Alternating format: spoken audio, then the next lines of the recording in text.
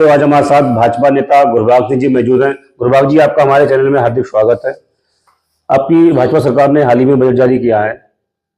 विपक्ष लगातार बजट पे सवाल उठा रहा है कि बजट में कुछ नहीं, बजट खोखला है, कृषि में कुछ नहीं किया, शिक्षा में कुछ नहीं किया, बेरोजगारी लगातार बढ़ रही है। क्या इसमें कहेंगे आप?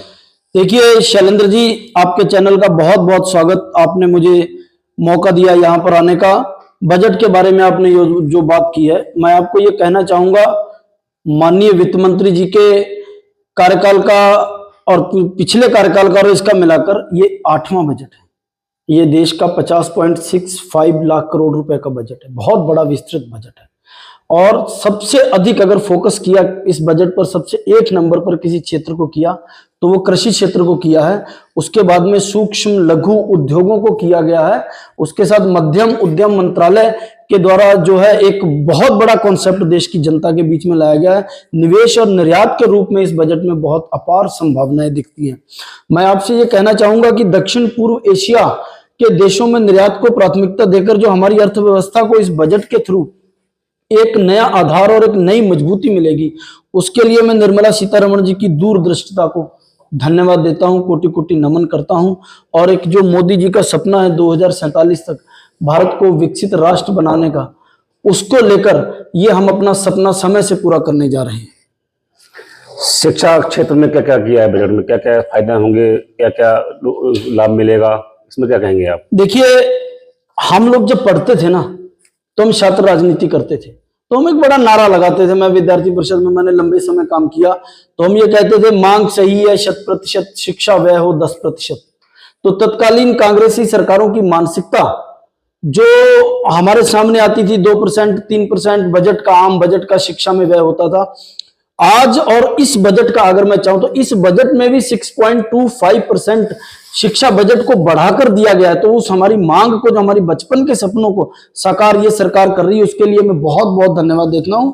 मैं ये कहना चाहूंगा 1,28,650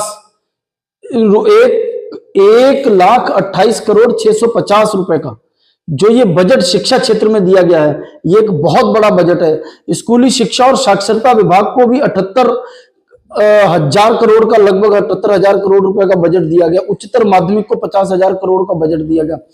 केंद्रीय विद्यालयों को 9,000 करोड़ रुपए का बजट दिया गया। अब आप ये देखें, समग्र शिक्षा योजना पर एक बड़ा बजट का हिस्सा जो है वो लगाया गया सरकार के द्वारा। ये सब सरकार को की दूरदर्शिता दर्शाता है और हमें ये बताता है कि सरकार क्या सोचती है, देश का भविष्य किस तरह का होना चाहिए। अच्छा, अब स्कूली साक्षरता विभाग पर आप देखेंगे, उच्चतर शिक्षा पर देखेंगे, या अटल टिकरिंग एक प्रयोगशाला है, उसके रूप में आप देखेंगे तो मेरा मानना है कि 5 वर्षों में आने वाले समय में देश के लगभग 50,000 स्कूलों में इस तरह की प्रयोगशालाएं जो है स्थापित की जाएंगी। ब्रॉडबैंड कनेक्टिविटी के रूप में जो सरकार ने काम किया है, एक बहुत बड़ा काम इस बजट में किया। आप ये देखिए कि मेडिकल के फील्ड में, अगर आप ये देखिए मेडिकल कॉलेजेस के फील्ड में देखें तो 10,000 से अतिरिक्त मेडिकल सीटें जो हैं वो अगले सत्र में सरकार के द्वारा जोड़ी जाएंगी। एआई के रूप में सरकार ने बहुत बड़ा काम किया। एआई के क्षेत्र में आप ये देखिए कि 500 करोड़ रुपए का व्यय किया गया। भारतीय भाषा पुस्तक में स्कूली उच्चतर शिक्षा और भारतीय भाषाओं को डिजिटल बनाने के लिए सरकार ने एक बहुत बड़ा कदम उठाया इस बजट को लेकर। अगर आप राष्ट्रीय कौशल उत्कृष्टता केंद्र मेक फॉर इंडिया का कॉन्सेप्ट आप देखेंगे, और इस बजट में उसके लिए सरकार ने 5 साल राष्ट्रीय कौशल उत्कृष्टता केंद्रों के लिए क्या क्या किया है। मैं सवाल करूंगा आपसे कि हमारे देश के युवा विदेशों में पढ़ाई करने जाते हैं, बताते हैं कि यहाँ पढ़ाई में खर्चा बहुत है। मैं अगर कोई अच्छा कोर्स करें, MBBS या कोई अन्य डिग्री करें, तो उन्हें यहाँ बहुत महंगी शिक्षा व्यय करना पड़ता है। इस बारे में क्या कहेंगे आप? देखिए, सरकार ने, आप मेडिकल एजुकेशन की अगर बात करें तो जो नीट का एग्जाम क्रॉस करके बच्चे आते हैं वो बहुत कम पैसे में MBBS करते हैं, उसके बाद में PG करते हैं। तो ये मैं नहीं कहूंगा कि देश में शिक्षा का जो इस तरह उसमें कोई कमी है, सरकार ने उसके लिए कदम नहीं उठाए। शिक्षा, चिकित्सा शिक्षा के लिए, मेडिकल साइंसेज के लिए सरकार ने प्रत्येक जिले में एक मेडिकल कॉलेज की स्थापना की है और आने वाले 5 सालों में ही नहीं, आने वाले 3 से 4 सालों में वो बनकर पूरी तरह तैयार हो जाएंगे और इस क्षेत्र में एक बड़ी क्रांति आएगी। बजट में सबसे अच्छी बात रही, उसमें आपकी पार्टी ने बताया कि टैक्स में 12 लाख तक की छूट दे दी गई है, लेकिन विपक्ष कह रहा है कि ये तो छूट जो है वो बड़े लोगों के लिए मिली है, इसमें गरीब आदमी छूट कहाँ मिलेगी, इसमें क्या होगा? इस बारे में क्या कहेंगे आप? शैलेंद्र जी, कौन सा ऐसा बड़ा आदमी है जो 12 लाख रुपए तक के टैक्स की छूट को लेकर धन्यवाद सरकार को बोलेगा? ये मध्यम वर्ग का बजट है इस देश का, और ये जो मध्यम वर्ग का 12 लाख रुपए तक की जिसे टैक्स में छूट मिली है, आप उसके दिल पर हाथ रख के देखिए। मैं और आप भी उसी स्लैब में आते हैं। क्या सरकार ने ये बुरा किया? कितना अच्छा कदम है ये सरकार का। इसके लिए मैं सरकार को बहुत बहुत धन्यवाद देता हूँ। शिक्षा के अलावा मैं चिकित्सा के बारे में बात करूंगा कि आयुष्मान भारत योजना चल रही है आपकी, इसके अलावा अन्य कई योजनाएं चल रही हैं। तो क्या आयुष्मान योजना में क्या और आगे इसमें प्रगति होगी और तरक्की होगी और बजट इसमें मिलेगा, इसमें क्या कहना चाहेंगे इस बारे में? कुल 98,311 करोड़ आयुष्मान योजना के लिए सरकार ने इन्वेस्ट करने जा रही है इस बजट में। एक कितना बड़ा हिस्सा है। और आयुष्मान भारत योजना में 9,840 करोड़ रुपए जो इन्वेस्ट करने जा रही है, ये एक बहुत बड़ा हिस्सा है। और सरकार का ये मानना है आने वाले 5 सालों में देश के प्रत्येक 60 साल से बड़े नागरिक को इसका लाभ मिल सके, इसलिए सरकार ने इतना बड़ा ये बजट दिया है। ग्रामीण क्षेत्रों में इस बजट को क्या लाभ मिलेगा? ग्रामीण क्षेत्र में सरकार ने अपने बजट का एक बड़ा हिस्सा 2,67,60 करोड़ रुपए का इन्वेस्ट किया है, जिसमें ग्रामीण क्षेत्र को लेकर बहुत बारे में आपने हमारे दर्शकों को कई चीजें बताई हैं। अब बजट से कौन कौन वो चीजें हैं जिससे कि हमारे देश को लाभ मिलेगा, क्या क्या चीजें वो हैं? देखिए, बजट एक बहुत विस्तृत विषय है।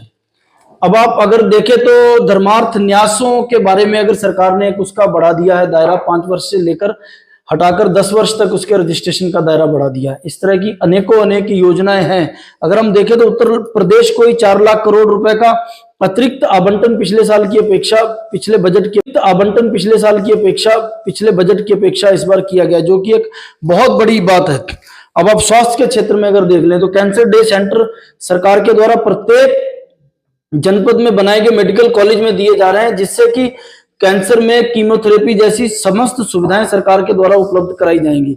अगर आप ये देखें कृषि के क्षेत्र में, आप ये देखें तो जैसे अभी मैंने आपको पहले बताया कि 100 जिलों को चिन्हित किया गया है, 1.7 करोड़ काश्तकारों को इसका लाभ मिलेगा। उसके अलावा भी दलहन उत्पादन के रूप में जो आत्मनिर्भरता बनाई है, जिससे दालों का जो निर्यात है वो बढ़ेगा, जिससे हमारे किसान को अधिक उसका उपज का मूल्य हमें मिल सकता है। इसी तरह पर बीज पर राष्ट्रीय मिशन के रूप में काम किया गया कि स्थापना की गई बीज राष्ट्रीय मिशन की।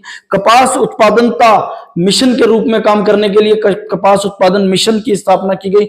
मखाना बोर्ड की स्थापना की गई और उर्वरक सब्सिडी के रूप में वो एक बहुत बड़ा बजट का हिस्सा जो है वो किसानों को दिया गया। और अगर हम इसके साथ साथ देखें कि चिकित्सा के क्षेत्र में एक सरकार ने और बहुत बड़ा काम किया है शैलेंद्र जी की 36 जीवन रक्षक दवाएं हैं जो पूरी रूप से तो सीमा शुल्क रहित कर दी गई हैं। तो इस तरह सरकार ने एक बहुत अच्छा बजट प्रस्तुत किया है। इसके लिए मैं मोदी जी को, आदरणीय निर्मला सीतारमण जी को कोटि कोटि नमन करता हूं, वंदन करता हूं, अभिनंदन करता हूं। और देश की जनता को मैं बहुत बहुत धन्यवाद देता हूं कि उन्होंने इस देवतुल्य प्रधानमंत्री के रूप में एक व्यक्तित्व को स्थापित किया और उन्होंने हमारे देश को इस प्रकार का एक सुंदर बजट दिया। धन्यवाद गुरुभाग जी। आज हमारे साथ बजट पे विस्तृत चर्चा की है भाजपा नेता पीलीभीत के हैं गुरुभाग सिंह जी ने। मैं अपने चैनल के माध्यम से इनका धन्यवाद करता हूँ। धन्यवाद गुरुभाग जी। धन्यवाद।